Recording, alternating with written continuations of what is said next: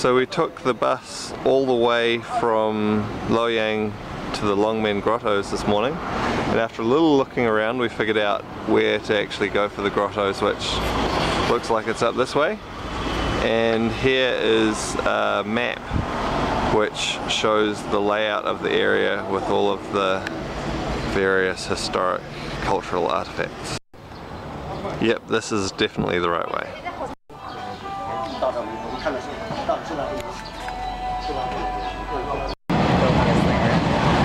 So this morning we're having some kind of vegetable pancake with chili sauce on it, costing 5 yuan, or about $1 each. Just on the way into the grottos at Longmen. Most of the shops on the way to the grotto are closed right now. Maybe it's just too early in the morning. I expect they'll be open later on when we come out. It is 8 AM.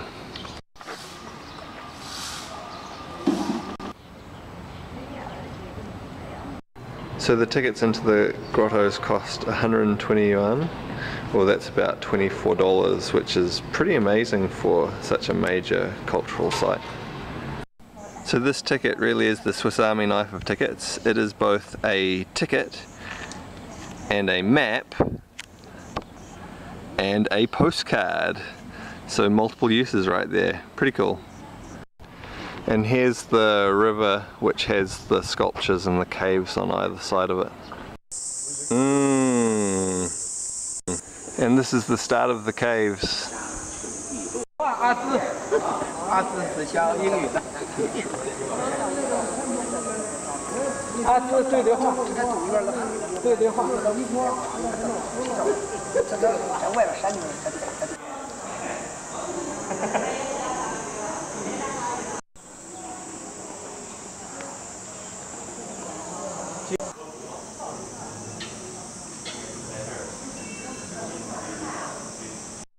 There's some scaffolding here on this section of the cliff, I guess for some kind of conservation work. Some pigeons nesting here.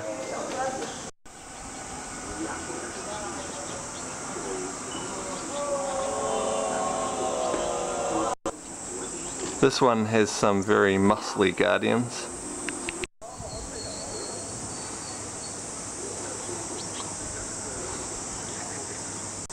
It's really quite pleasant and green here, and we're here on a very misty, sort of rainy day, which is making it nice and cool. One way of getting across the river. Yeah, but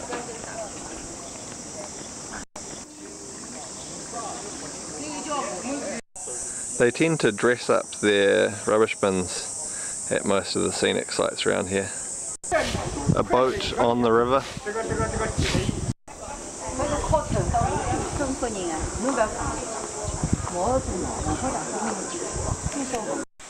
This pond here looks like it's set up for fish. It's full of oxygen weed. Can't see any fish at the moment though. This cave's pretty cool. It has lots of small sculptures in it, and it's a big domed roof.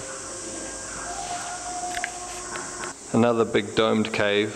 This one has a lotus flower on the roof. And there are lots of little carvings in every little nook and cranny along the way. This one looks impressive.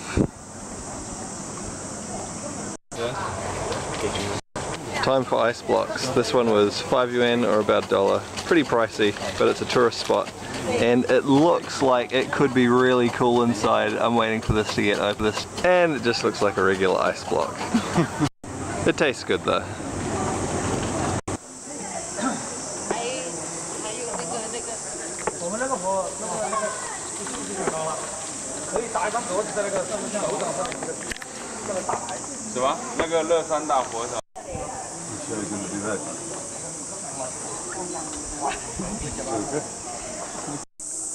From the signage it looks like this may be the oldest cave here, and it's pretty cool.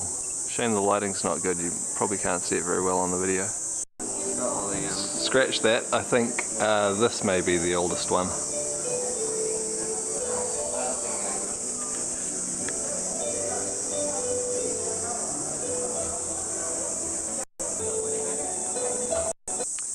On some sections of the cliff face they have an impressive network of stairs and pathways and handrails so that you can get up and down to see the different caves.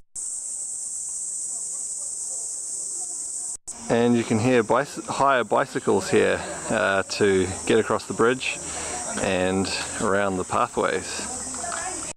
They only have tandems and 3-person bikes though. This is the bridge across the river to the other side, where there are some more grottos and a temple and a few other things. There's someone fishing on a rock in the river. You get a really good view of the cliff face and some of the caves from the bridge over the river. And here are the grottos on the east side of the river. Maybe fishing in this river isn't such a good idea. Or swimming. Possible inspiration for the movie The Fly? We'll see soon enough. This moth is freshly caught in the spiderweb.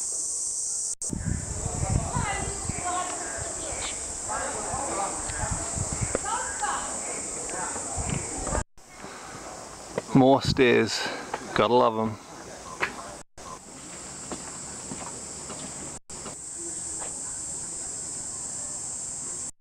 Here's the 1,000 hand and eye Buddha. If you look closely off to the side you can see all the hands extending out. But I don't see the eyes, so maybe it was an inspiration for the movie The Fly. The carvings have been known to come alive at night, so they've put bars in front of the more dangerous ones to keep them from getting out and terrorizing the locals. And some of these spikes are sharp. The view from the east side grottos. They were of course concerned about the injuries that the other carvings were getting, bits of their faces missing, hands broken off, broken arms, no on. You can see that this one must have really been very dangerous. No injuries at all, and big bars keeping it in. And they have a security camera watching this one full time just to make absolutely sure it doesn't get out. So this whole site is very, very impressive. I highly recommend you come see it if you're able to when you're in China. There's something about it though that kind of reminds me of, well, the Chinese approach to a lot of things. Rather than just building one really impressive one, they built thousands and thousands of almost the same thing. It's kind of like when you go shopping here, you'll see shop after shop selling essentially the same thing, all clustered together, and that's what they've done here essentially with these caves and carvings.